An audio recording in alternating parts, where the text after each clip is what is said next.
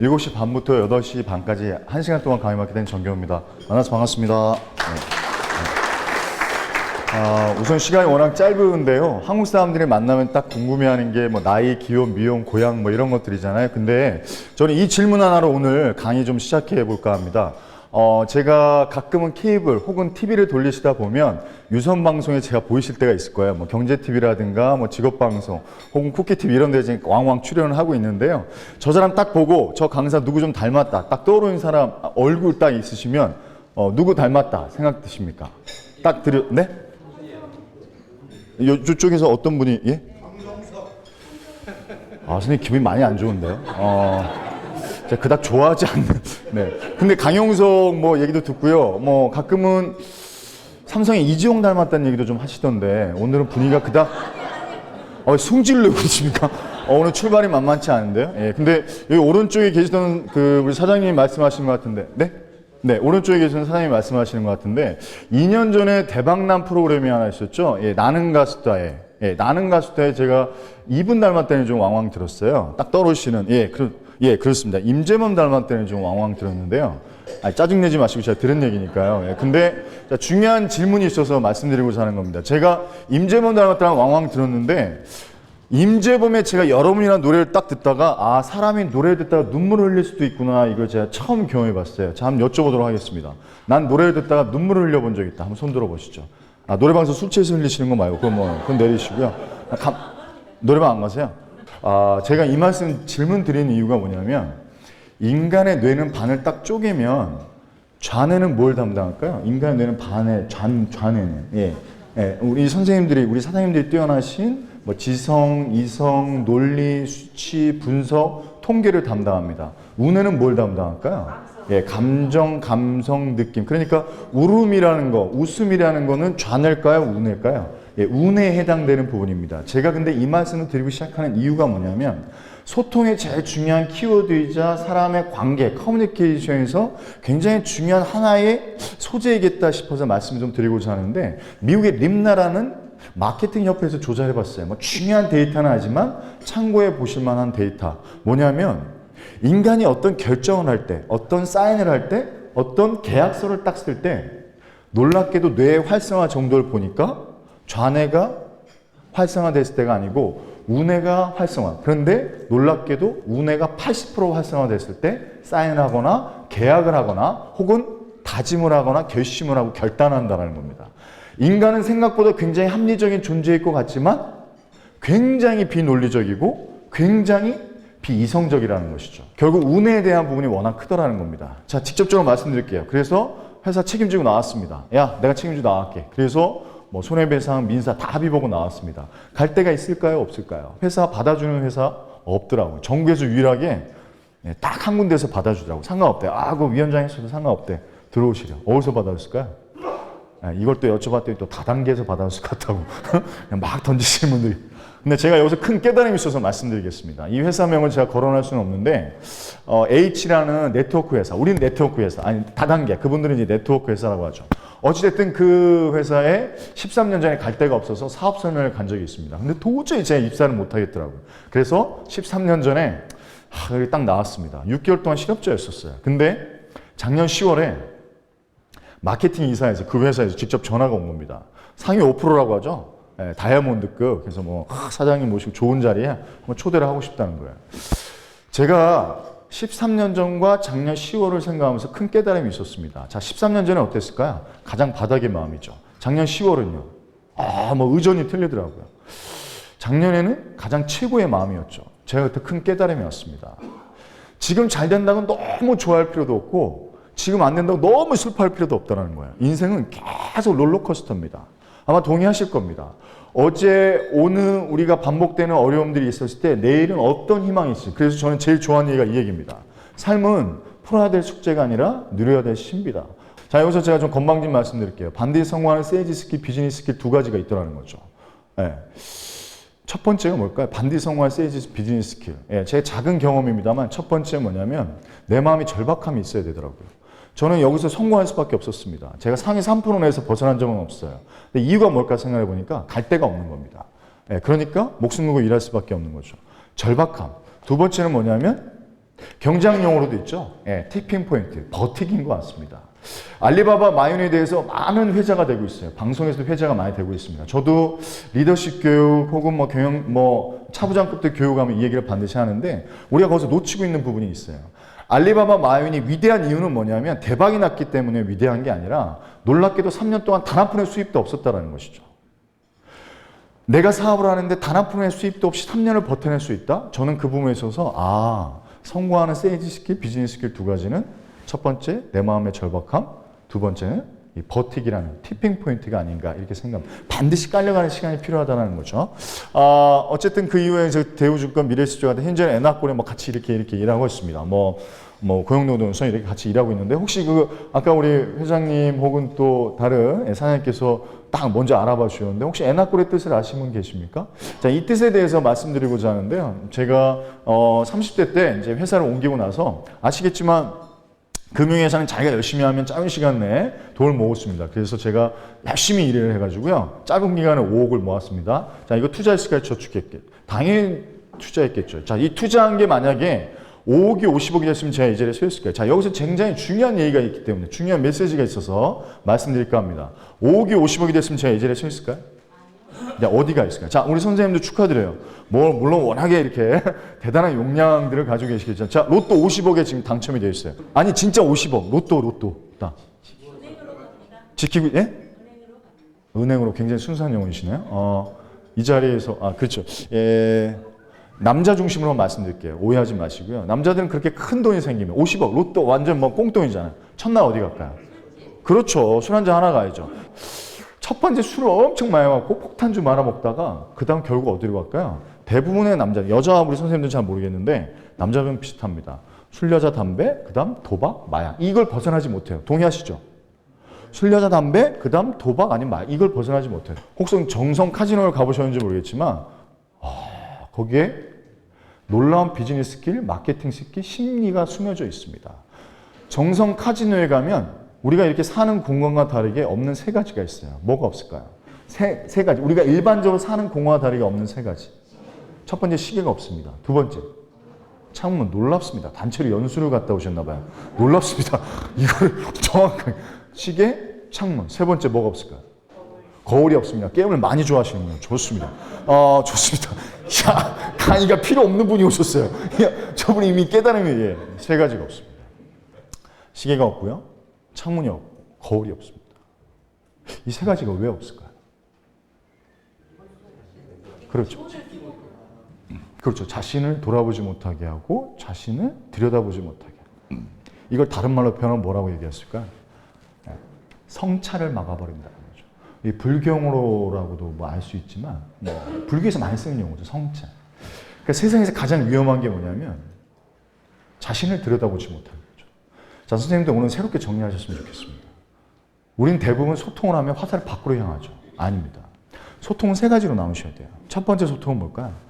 나와 신과의 소통. 이걸 다른 말로 표현하면 종교적 소통이죠. 두 번째는 나와 남과의 소통. 이건 다른 말로 표현하면 사회적 소통이죠. 그럼 세 번째 소통은 나 자신과의 소통이죠. 그럼 나 자신과의 소통은 뭘까요? 다른 말로 표현하면 자아와의 소통이죠. 근데 여기서 제일 중요한 소통이 뭘까요? 자아와의 소통입니다. 근데 대부분 사람들이 이게 막혀 있어요. 대부분 화살을 밖으로 향하고 있다는 거죠. 놀라운 사실은 90년대 초반에 우리나라가 1만 달러를 돌파하고 나서 지금 20년이 지난 현재 3만 달러, 4만 달러 간다고 합니다. 근데 여쭤볼게요. 과연 더 행복해졌습니까? 저는 그 부분들에 있어서 조건과 상황보다 더 중요한 건 관점과 태도라는 것이죠. 저는 추천드리고 싶은 책이 여러 권이 있습니다. 제 책도 좀 추천드리고 싶어요. 근데 이 책 제목이 너무나 마음에 듭니다. 아마 많은 분들이 읽어보셨을 거예요. Good to Great. 좋은 기업을 넘어 위대한 기업으로. 우리 사장님한테 부탁드리고 싶습니다. 정말 매출액을 많이 내고 순이익을 많이 내는 좋은 기업도 중요하고 복리후생도 중요하지만 저는 그걸 뛰어넘는 위대한 기업이 되셨으면 좋겠습니다. 그 위대한 기업과 더불어 존경받는 기업이 된다고 한다면 저는 그것이 100년, 200년 역사와 더불어서 놀라운 사람들에게 큰 영향으로 다가가지 않을까 이렇게 생각을 해요. 자, 오늘 이제 본격적인 내용 말씀드릴 텐데 이제 비즈니스 환경, 경제 환경이라는 걸 네 가지로 좀 나눌 수 있을 거예요. 첫 번째는 농업화 사회, 그렇죠? 1차원적이고 가장 기초적인 산업이죠. 그리고 두 번째가 공업화 사회라고 하죠. 산업혁명이 일어나면서 당연히 기계 문명이 일어나면서 영국이 주도권을 갖게 됐고, 그러면서 인터넷이 다시 개발이 됐어요. 50년대, 60년대. 그러면서 어떻게 됐죠? 지식 정보화 사회가 됐습니다. 그래서 정보를 가진 자가 엄청난 권력을 가지게 됐었어요. 근데 지금은 어떤 시대가 됐을까요? 지식 창조화 시대로 왔다. 자, 여기서 질문 한번 드리도록 할게요. 지식 창조화 인물의 대표적인 인물이 누굽니까? 스티브 잡스. 선생님 놀랍습니다. 스티브 잡스입니다. 잡스. 이름 잘 지어야 돼요. 잡스. 일만 하다 갔어요. 일만 하다. 와이프한테 7조 물려줬대요. 7조. 지금 딴 놈 만나고 있답니다. 그래서 지금 잡스 형 너무 안 됐어요. 지식 창조화 사회 잡스가 전형적인 인물입니다. 좌뇌형 인간일까요? 우뇌형 인간일까요? 자, 개발자입니까? 기획자입니까? 스티브 잡스가 개발자예요? 기획자예요? 그렇죠. 우뇌형? 그렇죠. 개발자가 아니라 기획자였습니다. 뭐죠? 다 훔쳐왔어요. 인터넷 기술, 핸드폰 기술, 그래서 세상을 다 뒤집어졌어요. 지금 시공이 없어졌습니다. 지금 제 강의가 미국으로 갈 수 있어요? 없어요? 아니, 놀라운 사실은 미국에서 어떻게 알고 저한테 전화가 오겠습니까? 놀라운 사실은 거기서 강의 초청을 하려다가 유튜브로 보다가 제 걸 보고 그런 거야. 그러니까 뭐예요? 전 돈 한 푼 들이지도 않고 작년하고 올해 갑자기 미국에 한 사람 아무도 없는데 세상이 뭡니까? 굉장히 좁아졌는데 그것이 가능했던 뭐냐면 정보화 사회에서 지식 창조화 운에 대한 부분들이 점점 중요해지고 있는 부분들이 어찌 보면 무에서 유를 창조하는 시대가 아니라 융합하고 퓨전하고 화합하는, 그러니까 네트워킹이 너무너무 중요하게 됐다는 거죠. 자, 징기스칸이 이런 얘기했습니다. 위대한 정복자인 징기스칸이 이런 얘기. 내 귀가 나를 만들었다. 어찌 보면 저는 좋은 예시로 소니의 창업주를 예시를 들 수 있을 것 같아요. 자, 우리 소니 하면 딱 떠오르는 제품이 뭐죠? 우리 어릴 때 갖고 싶었던 거 항상. 워커맨입니다. 근데 워커맨이 누구의 아이디어였을까요? 놀랍게도 신입사원이 창업주와 면담을 가지다가 너 신입사원들 우리 회사 이런 거 만들었으면 좋겠다 할 만한 한번 제안 한번 해봐. 거기서 툭하니 던진 겁니다. 회장님, 걸어다니면서 음악을 듣고 싶어요. 자, 거기서 워커맨이 탄생이 된 거죠. 저는 적어도 이 부분에서 메시지가 어마어마하게 커진 게 지금 지식 창조화 사회인 것 같습니다. 필립 코틀라라는 그 마케팅의 그룹과 얘기합니다. 첫 번째 시장은 뭐였죠? 제품의 시장이었어요. 뭐다? 상품만 만들면 팔리던 시대였습니다. 60년대, 70년대, 80년대 만들면 무조건 팔리던 세상이 있었어요. 그러다가 90년도 넘어오면서 특히나 90년대 우리나라 경제 패러다임을 바뀐 역사적인 사건이 있습니다. 뭐죠? 90년대 역사의 패러다임을 바뀐 거. 고성장에서 저성장, 고금리에서 저금리. 뭡니까? IMF죠, IMF. 자, 선생님들 IMF가 뭡니까? 오늘 제가 깔끔하게 정리해 드릴게요. 쉽게. IMF가 뭡니까? 아이도 미치고 머더도 미치고 파더도 미치는 거, 나도 미치고 엄마도 미치고 아빠도 미치는 거, 이 전부 다 미치는 겁니다. 그때 이후로부터 우리나라가 많이 이상해졌어요. 자살률이 엄청나게 많아졌고요, 이혼율 폭증하고 있습니다. 저는 적어도 이 시장에 대한 부분에서 마찬가지일 것 같은데, 제왕시장, 문전이 팔리면, 그러니까 만들면 무조건 팔리던 시대가 있는데 지금은 경쟁력 시장으로 왔어요. 이게 뭐냐? 지금이 아니죠. 방금 우리 직전까지는 경영시장 막 치열하게 경쟁. 근데 지금 어느 시장까지 왔냐면 이 키워드를 잊지 마십시오. 소통과 공감의 시장으로 왔다, 이 얘기입니다. 나만 제품을 잘 만들 거라는 생각은 아예 접어두자라는 거죠. 이거 다른 말로 고객과 진정성 있는 공감이 되지 않는. 근데 고객은 두 가지로 나눌 수 있죠. 뭐죠? 내부 고객과 외부 고객입니다.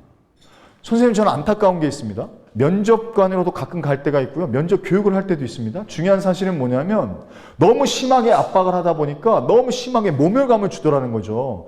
그 친구는 나에게 최고의 소비자가 될 수 있음에도 불구하고 면접관으로서 나왔다고 해서 일시적으로. 근데 한번 생각해 보시자고요. 그 면접관이 견장 뛰고 계급장 뛰면 뭐죠? 그냥 동네 아저씨일 뿐입니다. 근데 그 회사에 대한 이미지는 뭐죠? 저는 그 부분을 갖고 있는 회사가 한 가지가 있어요. 한 군데가. 저는 적어도 이 말씀을 좀 드리는 이유가 면접을 보러 오든 누가 됐든 우리 회사의 내부에 있는 사람은 내부 고객, 그 외에는 모든 사람이 외부 고객이라는 겁니다. 왜일까요? 이제 무서운 세상이 됐어요. TGIF의 세상입니다. 선생님들 TGIF가 뭔가요? 지식 창조화 사의 대표적인 예시. TGIF가 뭡니까? 이후에도 나옵니다. 뭐죠? 트위터, 구글, G가 구글입니다. 구글이 뭘 소유하고 있어요? 소유하고 있는 게 중요합니다. 구글이 유튜브를 소유하고 있죠. I는 뭐죠? 아이폰. F는 뭡니까? 페이스북. 이 TGIF 때문에 뭐죠? 세상이 다 뒤집어졌어요. 시공이 없어졌습니다. 그러니까 뭐 하나 뭐 잘못하게 되면 모든 사람이 기자가 되고 있어요. 뭐 글 하나 올려버리면 됩니다. 예. 뭐 문제 생겼다. 그럼 찍고 올려버리면 SNS로 확 파급이 돼버리죠. 예. 뭐 개인적인 의견입니다. 오해하지 마시고요. 세월호가 일어났을 때도, 세월호 사건이 일어났을 때도 뭐죠?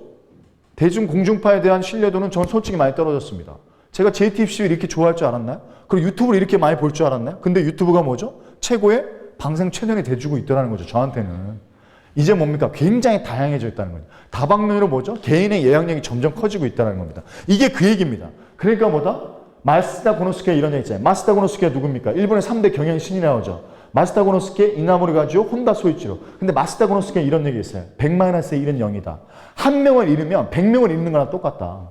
지금 시대에 너무너무 중요한 용어라고 생각합니다. 그 회사에 있어요. 아예 딱 100-1은 0이다. 그러니까 뭐죠? 한 명의 고객의 목숨을 걸어라 이거죠. 그 한 명이 만약 등을 돌리면 엄청난 안티 세력이 된다는 겁니다. 근데 우리는 뭐죠? 아직까지도 교만하고 안일하게 뭐 아님 말고 이렇게 가는 거죠. 자, 그런데 여기서 또 오해하지 마십시오. 고객은 왕이다? 좀 그 말 되게 싫어합니다.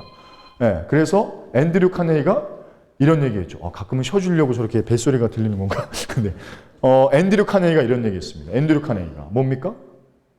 고객은 선입견과 편견과 아집에 둘러싸인 아주 감정적인 동물이다. 잊지 마십시오. 여러분 코칭 요즘 공부 많이 하시죠? 저도 이제 세부 전공이 코칭 심리를 공부하다 보니까 놀라운 사실을 알았습니다. 코칭은 질문이라고 얘기하잖아요. 근데 코칭은 명확하게 네 안에 답이 있다는 거예요. 내 영혼에 답이 있다는 겁니다. 굉장히 영적이고요. 굉장히 종교적인 부분이 코칭이다 이렇게 생각하셔야 돼요. 점점 그렇게 가고 있습니다. 예.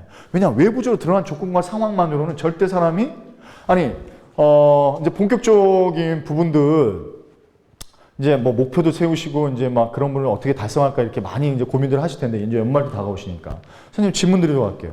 목표가 중요합니까? 목적이 중요합니까? 둘 다 중요한데요. 둘 다 중요하지만 더 중요한 게 있다. 네. 선생님 목표보다 목적이 훨씬 더 중요하죠. 목표는 뭡니까? 나 이만큼 매출해야지. 뭐 이만큼 뭐 달성해야지. 그럼 목적은 뭡니까? 목표와 목적에서 목적은 뭘까요? 내 궁극적으로 나의 삶의 지향점이 될 수 있겠죠. 자, 우리 삶으로 따지면 목적은 뭡니까? 우리 행복하고 자유롭게 사는 겁니다. 근데 한번 여쭤보도록 할게요. 성공하면 행복할까요? 잘 생각해 보십시오. 잘 들어보십시오. 저는 이 과정에 대한 부분들에 있어서 우리 선생님들이 리더고 최고의 리더로서 이 생각이 바뀌시면 사업장이 바뀌는 거기 때문에 너무너무 중요한 시간이라고 생각합니다. 근데 한번 선생님 여쭤볼게요. 성공하면 행복합니까? 물음표일 거예요. 그건 아닐 수도 있겠다. 그럼 반대로 한번 여쭤볼게요. 행복하면 성공할까요? 그럼 얘기가 좀 달라집니다. 그럼 뭐다? 먼저 내가 행복해져야 성공할 확률이 높다라는 것이죠. 자, 리더십 스킬을 많았어요. 근데 리더십 스킬이 없어서 세월호가 그렇게 됐냐고요? 죄송한 얘기지만 리더가 없었잖아요. 리더십 스킬이 없었던 게 아니라. 근데 리더가 된다는 건 뭐야? 나의 본질적인 부분이죠. 나의 근원적인 부분이라는 것이죠. 그럼 뭐야? 내가 태도와 자세가 달라져야 되는 것이죠. 근데 우리는 전부 공부만 하고 있다는 겁니다. 자꾸 잔해로 가고 있는 거죠. 자꾸 지식만 쌓으려고 하는 겁니다. 아니죠. 순서가 잘못됐습니다. 태도와 자세부터 셋업이 되셔야 되죠. 저는 그런 맥락에서 본다고 한다면 탈벤사르란 교수. 자, 미국에는요. 아이비리그에 3대 강의가 있습니다. 아마 들어보셨을 거예요. 그렇죠? 최고의 학부생들이 뽑았던 3대 강의. 여기에 놀라운 또 메시지가 있습니다. MIT, 예일대학, 하버드대학 최고의 천재들이 뽑았던 이 세 가지의 강의는 꼭 들어야 돼. 그래서 위대한 세 가지의 강의를 뽑았는데 그 첫 번째가 뽑힌 게 탈벤사르란 교수의 행복이란 무엇인가. 하버드 대학의 행복이란 무엇인가 첫 번째로 뽑혔습니다. 웬만한 학부생들은 다 들으려고 하죠. 두 번째로 뽑혔던 게 뭡니까? 한 번 정도 보셨던 얼마 전에 아니죠. 작년, 재작년에 나왔던 마이클 샌델 교수의 정의란 무엇인가. 그렇죠. 첫 번째 행복, 두 번째 정의. 세 번째가 뭐였을까요? 예, 그렇습니다. 예일 대학의 셜리 케이먼 교수의 죽음이란 무엇인가.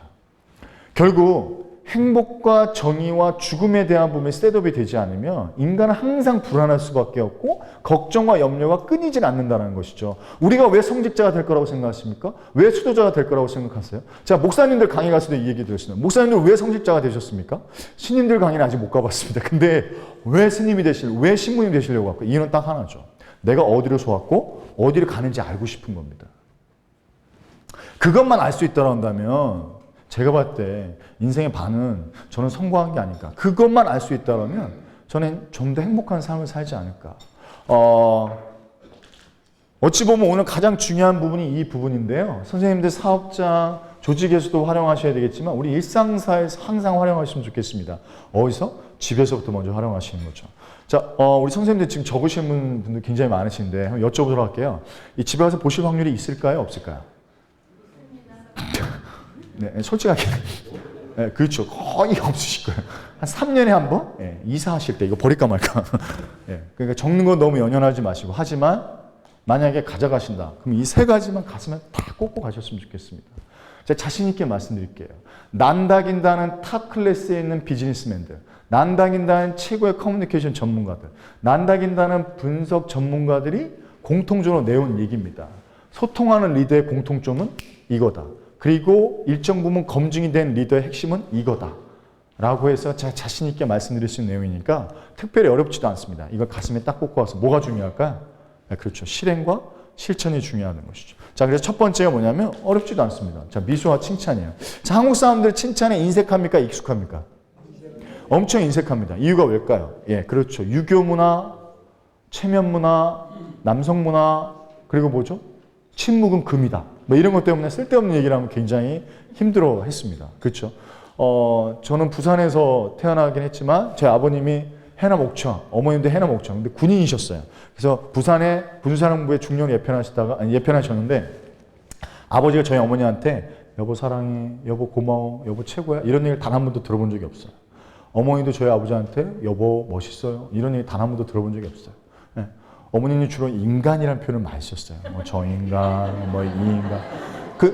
놀랍지 않습니까? 인간적이다 이거랑 야 이거 바꾸면 앞뒤로 바뀌면 놀랍게도 굉장히 부정적인 용어로 바뀌죠. 자, 근데 메슬로한 심리학자가 이렇게 주장을 합니다. 사람은 5단계 욕구가 있다. 한 번 정도 들어보셨어요, 그렇죠? 사람은 5단계 욕구가 있다. 뭐죠?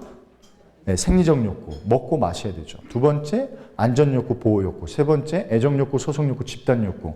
최고의 욕구 2가지가 뭘까요? 최고의 욕구 2가지가? 예, 최고의, 그렇죠.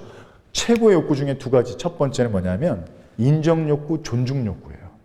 인간에게 가장 중요한 2가지 욕구 중에 첫 번째는 인정 욕구, 존중 욕구. 사람은 존중받고 인정받는다. 특히 집단주의 문화가 강한 동양이 그럴까요? 아니면 개인주의 문화가 강한 유럽이 그럴까요? 우리나라가 훨씬 더 심합니다. 우리 유교 문화권에 또 자랐기 때문에 뭐죠? 입신양명. 어릴 때부터 뭐죠? 훌륭한 사람이 되어야 된다. 그리고 더불어 뭡니까? 끊임없이 존중받고 인정받는 거에 굉장히 많은 부분에 압박을 받아왔었어요. 그래서 다른 말로 표현하면 인정욕구, 존중욕구는 다른 말로 표현하면 칭찬욕구죠. 사람은 그래서 5년 전에 대박났던 책이 있죠. 칭찬은? 고래도 춤추게 한다. 지금 에버랜드에서 고래 엄청 춤추고 있잖아요. 고래만 춤추고 있는 거죠. 한국 사회 바뀐 거 있습니까? 없어요. 자, 그래서 이렇게 정리하겠습니다. 칭찬은요, 기술이 아닙니다. 칭찬은 결단입니다. 내가 뱉겠다는 용기를 가져야 뱉어지는 거죠. 한국 사람들이 쉽지 않습니다.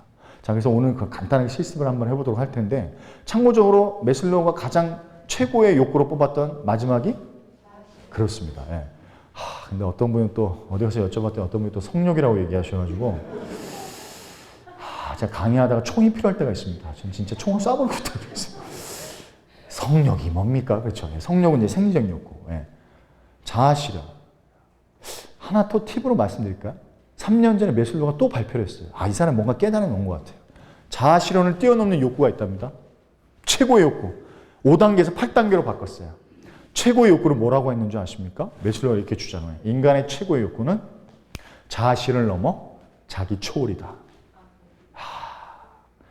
저는 그 얘기를 딱 듣는 순간 이 메슬로우가 영적으로 깨달음이 왔구나. 결국 나를 넘어설 수 있는 사람. 다른 말로 표현하면 뭡니까? 내 평정심을 유지할 수 있는 사람. 예전에 다윗 왕이 뭔가 불안함을 많이 느껴가지고 신하한테 명령했잖아요. 야, 내 마음은 평정심을 유지할 수 있기 때문에 유지할 수 있게끔 야, 문구를 적어다가 내가 왜 이렇게 불안한 마음이 왜 계속 반복돼? 그럼 적어갖고 봐. 그래서 신하가 그때 당시에 지혜롭다는 솔로몬한테 찾아가서 어떤 글귀가 마음을 평정심을 유지할 수 있는 좋은 글귀일까요? 거기에 그렇죠. 뭐 들어보시면 계실까요? 이 또한 지나가리라. 그래서 저는 어찌 보면 이 평정심을 유지한다는 게 왕일지라도 정말 많이 가진 사람일지라도 이게 쉽지 않구나. 자기 초월에 대한 부분 말씀드리면서 자, 칭찬은 두 가지로 나누셔야 돼요. 자, 우리가 평소에 사업장에서 하실 수 있는 부분입니다. 첫 번째, 우리는 내부 고객이라고 말씀드리죠. 자, 그럼 첫 번째, 두 번째 칭찬은 두 가지로 나누죠. 첫 번째는 뭘까요? 신체적, 외모적 칭찬이에요. 두 번째는 과정과 행위에 대한 칭찬이 있습니다. 자, 과정과 행위의 칭찬은 뭘까요? 결과를 칭찬하지 말라는 겁니다.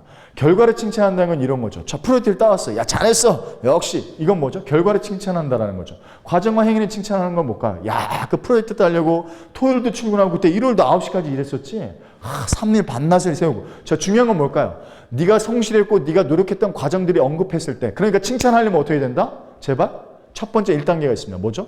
첫 번째 관찰을 하셔야 된다는 거죠. 첫 번째 단계는 관찰을 할 줄 알아야 돼요. 그러면 뭐가 생겨요? 관심이 생겨요. 관찰을 해야 관심이 생기고 관심이 생기면 칭찬할 수 있다는 겁니다. 근데 우리는 자꾸 어떻게 합니까? 자꾸 뻥을 치죠.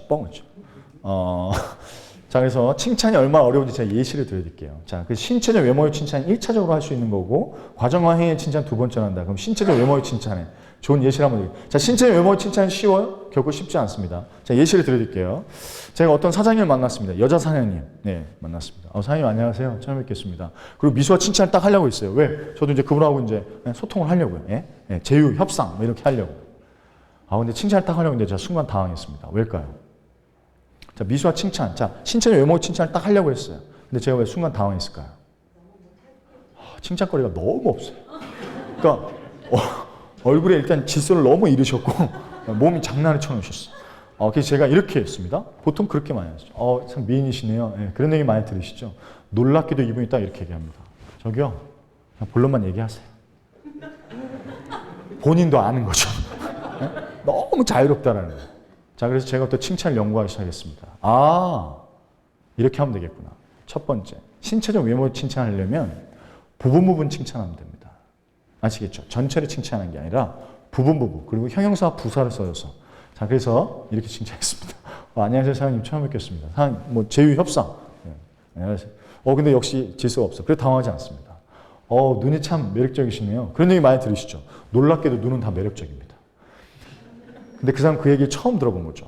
자, 지금부터 칭찬의 놀라운 효과를 보시고, 이게 생물학적인 현상. 자, 아까 그랬죠. 몸과 마음은 다 하나다. 자, 계속 생물학적인 증거는 계속 될 거예요. 자, 그래서 지금부터 칭찬의 실습을 하도록 하겠습니다. 참고적으로 제가 1시간밖에 부여받은 시간이 안 되기 때문에 말이 조금 빠르더라도 이해를 해주시고요. 자, 그래서 옆에 분하고 지금부터 어떻게 하시냐면, 자, 잠깐, 지금 하지 마시고요. 어떻게 하시냐면, 옆에 분하고 악수를 딱 해주시면서 신체적 외모적 칭찬을 반드시 해주시면, 그럼 놀라운 현상이 있으실 거예요. 자, 신체적 외모적 칭찬을 딱 한 다음에 하시는데, 만약 이런 거 팁으로 드리면 되겠죠. 여자분들은 남자의 어떤 건 매력을 많이 느낄까요? 여자분들. 자, 그걸 칭찬해 주시면 되겠다. 우리, 선생님들, 우리, 가장 젊어 보이는 우리 여자, 결혼한 지 나 10년 미만이다. 나 결혼 안 했다. 여자 선생님 중에. 결혼 안 했다. 다 결혼하셨어요? 안색들이 많이 안 좋으시네요. 결혼 얘기 나오니까. 좋습니다. 그냥 앞에 계신 분 할게요. 그냥. 우리 왼쪽에 선생님 결혼한 지 몇 년 되셨어요? 결혼하신 지? 23년. 발음이 벌써 세지 않습니까? 23년. 20년 너 살아봤어? 막 이런 표정. 좋습니다. 연애는 몇 년이었어요? 연애는? 3년. 연애 때가 더 잘해줬어요? 결혼하니까 더 잘해줬어요? 선생님 이상한 얘기 하지 마시고 정확하게. 솔직하게. 연애 때하고 좀? 잘해준 적 없어요. 도끼를 품고 잘해준 적 없어요. 그렇죠. 선생님 그러실 리 없지만, 만약에 새 오빠를 만났어요. 하여튼, 그렇잖아요. 새 오빠를 만났어요. 매력 포인트. 가장 중요하게 생각하는 매력 포인트. 남자를 딱 만나면 신체적 매력. 외모. 그러니까, 신체적 외모적인 거. 눈빛? 선생님 눈에 굉장히 많이 집중을 하시네요. 아, 좋습니다. 좋습니다. 아, 눈빛이요. 자, 그래서 외모적인 걸 칭찬해 주시면 좋아요. 그러니까 만약에 옆에 분하고 악수해 주시면서 만약 어려우시면 이런 거 좋아요. 악수하시면서 김태희 많이 닮았어요. 그냥 미쳤다 생각하시고 일단 뱉으세요. 중요한 건 뭐다? 중요한 건 뱉는 거. 계산하지 마. 통박 굴리지 말고 일단 뱉는 거예요. 이거 그때부터 놀라운 일이에요. 자, 옆에 분하고 악수해 주시면서 신체적 외모적 칭찬. 자, 시작해 주세요. 자, 옆에 분하고 신체적 외모적 칭찬. 악수해 주시면서. 자, 시작해 주세요. 네.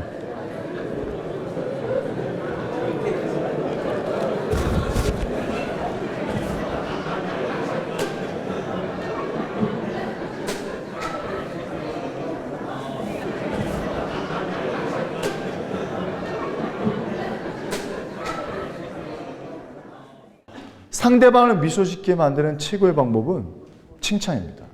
우리가 개그맨이 사람 함부로 웃기는 건 쉽지 않습니다. 예를 들어서 뭐 회의하는데 재밌게 해주겠다고 어제 뭐 개콘 봤어? 그래? 뭐 이런 거 하지 마세요. 굉장히 곤란합니다. 예. 근데 보세요. 웃음과 미소를 지으면 입꼬리가 올라갑니까 내려갑니까? 입꼬리가 올라가죠. 인간의 뇌는 놀랍게도 착각을 하고 조작이 가능해요. 제가 지금 실험을 할게요. 인간의 뇌는 조작이 가능해요. 입꼬리가 올라가면 뇌 속에서는 얘가 뭐 좋은 일 있나? 얘가 뭐 기분 좋은 일 있나? 그러면서 어떻게 될까요? 인간의 몸종에는 50가지 신경 전달 물질이 있습니다. 거기에 대표적으로 도파민이라는 신경 전달 물질이 있어요. 이 도파민이라는 게 뭐냐면 행복 물질, 쾌락 물질입니다. 이게 안 나와버리면 어떻게 될까요? 도파민이 안 나와버리면 그게 바로 우울증입니다. 그게 우울증이에요. 만약에 도파민이 너무 많이 나와버리면 그러면 조증이 걸리는 거예요. 그러니까 너무 안 나와도 안 되고 적당히 나오는 거. 그럼 적당히 나오는 게 뭐다? 이게 미소와 웃음을 짓게. 자, 그러면 내가 미소를 짓게 되면 상대방에 대해서 개방적이 될까요? 폐쇄적이 될까요? 긍정적이 될까요? 부정적이 될까요? 그래서 개그맨들 부인이 그렇게 젊은 여자, 이쁜 여자가 많은 겁니다. 보통 15살 어린애들만 막 이렇게 많아요. 자, 남자는 누굴 좋아한다? 이쁜 여자 좋아한다. 근데 이쁜 여자 이기는 여자가 있어요. 어떤 여자? 웃는 여자 이깁니다. 웃는 여자 이깁니다. 우리 어릴 때 생각해 보세요. 3대3 미팅합니다. 고등학교 때. 어릴 적 시절 한번 생각해 보세요. 제과점에서 소보루빵 두고 하셨잖아요. 자, 3대3. 자, 누구 웃기려고 합니까, 남자는? 누구한테 잘 보이려고 그래요? 이쁜 것들, 질서 없는 것들. 누구 웃기려고 해요? 이쁜 것들 웃기려고. 지금 이쁜 것들 근데 잘 웃어줘, 안 웃어줘? 잘 안 웃어줘. 누가 잘 웃어줘? 옆에 영혼 없는 것들. 자유로운 영혼들. 굉장히 자유로운 영혼들. 근데 3시간이 딱 지났어. 남자 누구를 파트너로 선택할까요? 이쁜데 잘 안 웃어주는 여자를 파트너로 선택할까요? 아니면 비록 너무 질서는 없지만 그래도 날 향해서 끊임없이 웃어주는 여자. 둘 중에 누구를 선택할까요? 그렇죠. 결국 남자도 비록 해도 결국 웃어주는 여자를 선택하게 돼 있어요. 제가 지금 그 여자랑 살고 있잖아요. 사람 다 똑같습니다. 지금 위에서 자고 있어요. 같이 내려왔어요. 자, 중요한 건 뭡니까? 미소가 가진 힘이 어마어마하다는 거죠. 중국인의 장사 철학에 이런 얘기 있습니다. 아침에 가게 문을 열 때 고객을 향해서 웃음 지을 가오가 없으면 가게 문을 열지 마라. 그게 일대 철학이에요. 네 아버지가 돌아가셨든 네 어머니가 돌아가셨든 아침에 가게 문을 열 때 목숨 걸고 미소를 쳐라. 왜냐? 이거는 심리학용어로도 밀러링 기법, 거울 효과라고 있습니다. 내가 웃게 되면 상대방도 어떻게 된다? 웃게 됐고 미소 짓게 된다는 것이죠. 도파민이 흘러나오니까 뭐다? 릴렉스, 아이스 브레이킹이 되는 것이죠. 저는 지금 생각해봐도 노사 협상을 하면서 단 한 번도 웃어본 기억이 없어요. 협상을 들어가면 매번 뭐죠? 본론부터 들어가는 거죠. 줄 거냐 말 거냐, 할 거야 말 거야. 5분이 아니라 1분 만에 튀어나온 게 수두룩합니다. 13차, 15차, 20차까지 협상을 하면 뭐합니까? 서로 칭찬이 없는데, 서로 존중이 없는데, 서로 인격적인 대우가 없는데 무슨 협상이에요? 죄송한 얘기지만 단호하게 말씀드릴게요. 협상과 조정의 핵심적인 키워드는 결국 감정입니다. 제가 협상 대학원을 만들고 싶어갖고 우리나라에 난다긴다는 협상 교수분들을 만났어요. 자, 너무 안타깝습니다. 결국에는 그런 부분들에 대해서 너무 지적적이고 이론적인 부분들이 아니라 필드로 들어가야 되는데 이 필드에서는 불신이 너무 심하더라는 거죠. 사업장에서 너무 심하더라는 겁니다. 저는 이 말씀을 꼭 드리고 싶어요. 어찌 보면 웃고 울음에 대한 비법이 우리에도 해당이 될 수 있으니까 조정과 협상에 대한 부분들. 자, 그래서 시간 관계상 간단히 말씀드리면 이 칭찬은 그런 의미에서 뭐다? 인간은 다 존중받고 인정받고 싶은 부분들, 이 부분들 맥락이 있지 않습니까? 이 미소는 간단하게 말씀드렸죠. 일본의 하라이페라는 전설적인 기업인이 있습니다. 하라이페라는. 그래서 NH 방송에서 인터뷰를 했어요. 호롤단신 해가지고 어마어마하게 부를 축적을 했습니다. 근데 어쨌든 그 사람 책을 읽다가 놀라운 표현을 썼어요. 당신의 성공의 비결은 뭡니까? 하라이페가 이렇게 얘기합니다. 성공은 미소다. 이렇게 표현합니다. NH 방송에서 인터뷰를 했어요. 당신의 성공의 비결은 뭡니까? 이렇게 얘기해요. 성공은 미소다. 자, 선생님들 같이 한번 해보실까요? 성공은? 미소다. 자, 크게 한번 해보실까요? 성공은? 미소다. 네, 그 미소다가 개나리, 미나리 하면 나오는 것도 있지만 내 내면 깊숙이부터 나와야 된다는 거죠. 자, 선생님들 이제 10분, 15분도 채 안 남았습니다. 질문 한번 드릴게요. 아까 성공을 하려면 그러니까 성공하면 행복하진 않을 수 있지만 행복한 사람이 성공한다. 그럼 행복이 중요하시니 나와의 소통 중요하시니. 자, 그래서 이 질문 한번 드릴게요. 나는 행복지수 10점 만점에 9점이 넘는다. 한번 손 들어보세요. 주변 의식하지 마시고 행복지수가 10점 만점에 9점이 넘는다. 선생님 그래도 많으신 편입니다. 한 6분 정도. 아브라카다브라라고 하죠. 말한 대로 이루어진다. 유대인의 주법이었습니다. 주술법이라고요. 아브라카다브라. 말한 대로 이루어진다. 선생님들 이제 7, 8분 만에 제가 정리를 해야 되니까 요거만 간단하게 좀 하고 가겠습니다. 우리가 어떤 말을 뱉느냐에 대해서 완전히 상황이 달라지더라는 거죠. 내 말이 뇌를 자극합니다. 뇌를 조작해요. 내 뇌를 조작한다니까. 자, 실험 한번 해보도록 할게요. 선생님들 잠깐 봐주세요. 컨닝이라는 단어. 내가 나를 조작할 수 있는 실험. 놀라운 실험입니다. 자, 5번 외치세요. 컨닝이라는 단어를 5번. 컨닝. 5번. 시작. 자, 박자에 맞춰서 컨닝. 자, 시작. 한 번 더 시작. 한 번 더 시작. 자, 미국의 초대 대통령이 누굽니까? 네, 워싱턴이에요. 자, 이해되시죠? 네, 내가 왜 링컨이라고 튀어나왔는지 시험 더 많은데 안 하겠습니다. 컨닝에 내가 일단 조작이 빠르게 된 거예요. 무의식적. 그 내면의 내 세계가 조정이 된다는 거죠. 자, 두 번째 소통의 핵심은 뭘까요? 누군가 저한테 MBC PD가 와서 저한테 물은 적이 있어요. 소통 리더십. 선생님, 소통 리더십 한마디만 얘기해 주세요. 저는 이렇게 얘기합니다. 그건 바로 질문입니다. 어떤 질문을 던지냐에 따라. 자, 그럼 어떤 질문 던져야 될까요? 좌내형 질문, 우내형 질문. 그렇죠. 좌내형 질문 보통 뭐라고 합니까? 이걸 업무적 질문이라고 하죠. 혹은 관계적 질문이라고 할 수 있죠. 그럼 우내형 질문은 뭘까요? 그렇죠. 정서형 질문. 공감형 질문. 근데 사람과 깊은 교감이 되려면 우내형 질문을 많이 던지셔야 되겠죠. 저는 적어도 이 질문과 경청에 대한 부분들에 대해서 질문의 예시는 여러 가지가 있는데 예를 들면 이런 거죠. 파리바게트를 딱 갔어요. 자, 고객과 소통을 합니다. 파리바게트는 뭐라고 그래? 대부분 뭐라고 던집니까? 선생님, 생크림 2만 원짜리일까? 3만 원짜리일까? 이게 뭘까? 전형적인 좌내형 질문이죠. 자, 그럼 우내형 질문 뭘까요? 선생님, 목표 중에 목적 중에. 그럼 우내형 질문도 목적형 질문 혹은 정서형 질문. 자, 이렇게 얘기할 수 있겠죠. 생크림 사 오르셨어요? 생크림? 혹시 오늘 좋은 일이신가 봐요. 결혼기념일이세요? 아니면 생일이십니까? 뭡니까? 목적이 달라지는 거죠. 우리가 생크림을 사는 목표는 맨날 똑같지만 뭐죠? 목적은 매번 다르다는 거죠. 교감이 다른 거죠. 내가 어떻게 커뮤니케이션의 질문을 던지냐에 따라서 방향이 완전히 달라지는 것이죠. 남녀 관계도 마찬가지고 모든 게 다 이 질문. 여기서 결혼 안 하신 분들이 없으시니까 제가 미혼 남녀들 만나면 뭐라고 얘기하는지 아십니까? 여자를 판단하는 좋은 기준이 뭘 거 같냐? 남자를 판단하는 좋은 기준이 뭘 거 같냐? 전 이렇게 얘기합니다. 그가 나에게 평소에 어떤 질문을 많이 던지는지를 보면 그 사람을 알 수 있다는 거죠. 결국 그 사람의 질문이 곧 그 사람의 내면이다라는 겁니다. 어떤 질문을 많이 던지는가. 자, 경청은 한 말씀만 말씀드릴게요. 공자님이 40대 뭐라고 했습니까? 공자님 40대. 부럭이라고 했어요. 50대는? 놀랍습니다. 60대가 이순이라고 했습니다. 자, 40대 부럭은 뭐죠? 미혹되지 않는다. 50대는 하늘의 명을 받는다. 60대 이순이라고 했습니다. 이순이 뭡니까? 귀가 순해진다라는 것이죠. 자, 경청에 대해서 이렇게 말씀드릴게요. 경청도 스킬이 아니라 결국은 기술이 아니라 결국 인격이라는 겁니다. 말하는 건 기술이지만 듣는 건 인격이라는 걸 공자님이 60대 때 말을 했어요. 60대 때 말한 게 아니라 60대 이순이라는 표현을 썼어요. 자, 보세요. 요즘 환갑잔치 합니까? 안 합니까? 안 합니다. 왜 할까요? 그렇죠. 이제 7, 80대까지 살 수 있으니까. 공자님이 언제 때 사람입니까? 2500년 전 사람이에요. 2500년 전 사람인데 60대까지 산다는 건 이건 놀라운 일이 아니라 거의 경이적인 일이죠. 자, 60이 됐는데 이순이다. 그때 귀가 순해진다. 이 얘기는 뭡니까? 죽어야 들린다는 거죠. 죽어야 들린다는 얘기입니다. 그만큼 듣기가 힘들다는 거죠. 자, 그 얘기는 뭡니까? 내가 나를 죽이지 않으면 절대로 들리지 않는다는 거죠. 이게 기술입니까? 이게 어떤 배워서 되는 겁니까? 내 안에 교만함과 오만함이 있으면 절대로 들리지 않습니다. 그래서 성경 말씀에 이런 말이 있죠. 귀 있는 자는 들어라. 귀가 없는 사람이 어디냐고요. 근데 들리지 않아요. 내 마음이 조급하고 내 마음이 성급하고 염려와 걱정이 있으면 제 강의가 들으면서 들리지 않습니다.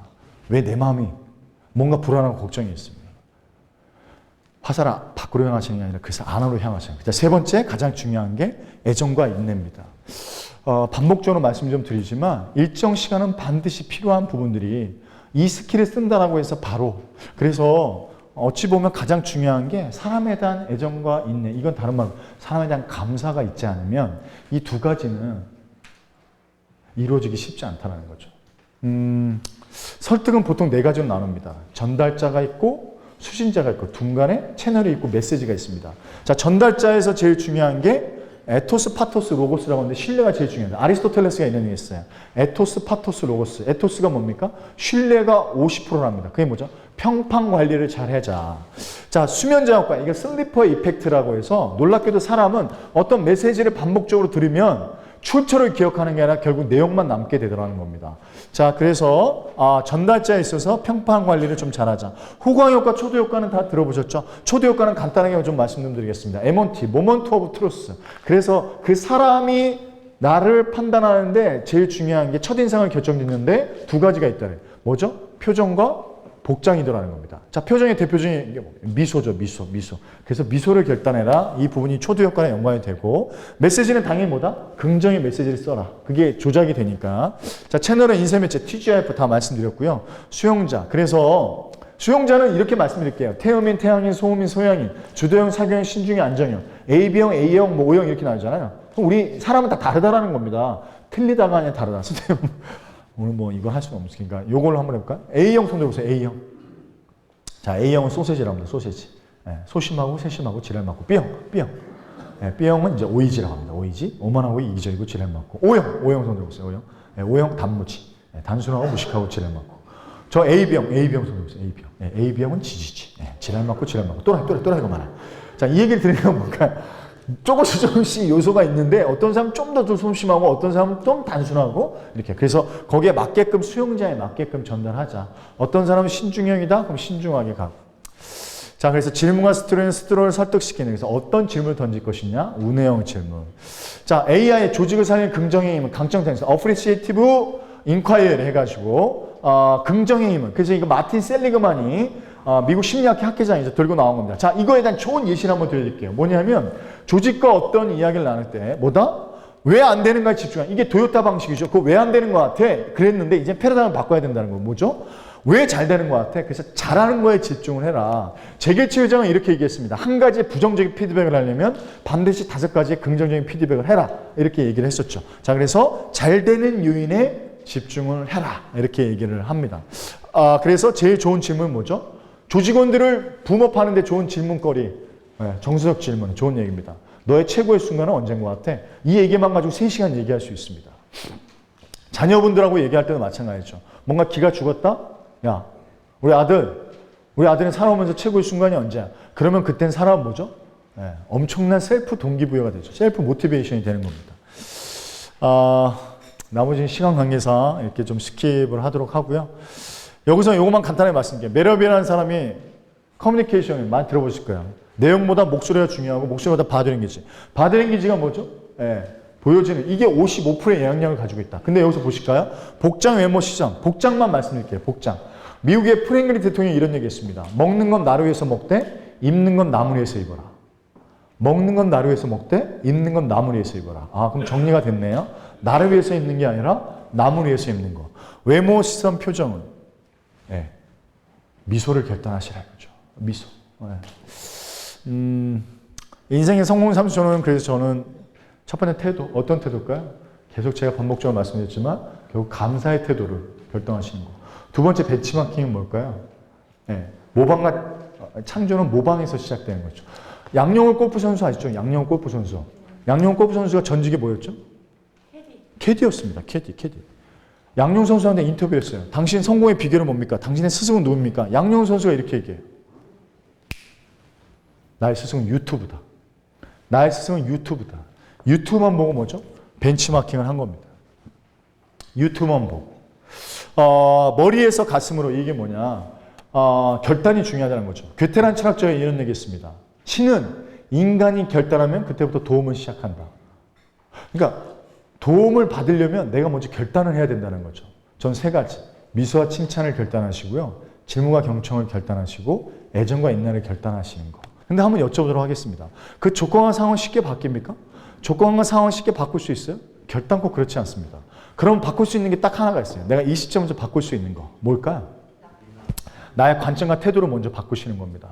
저는 행복 또한 결단이고 내 삶에 있어서 태도도 내 결단에 달려있다고 생각합니다. 오늘 이 자리를 통해서 좀 감사를 결단하시고요. 먼저 행복을 좀 결단했으면 좋겠습니다. 그러면 성공을 넘어서 성장, 성장을 넘어서 성숙된 삶을 살지 않을까 이렇게 생각합니다. 경청해주셔서 감사하고요. 이후에 더 멋진 장소에서 뵙겠습니다. 고맙습니다.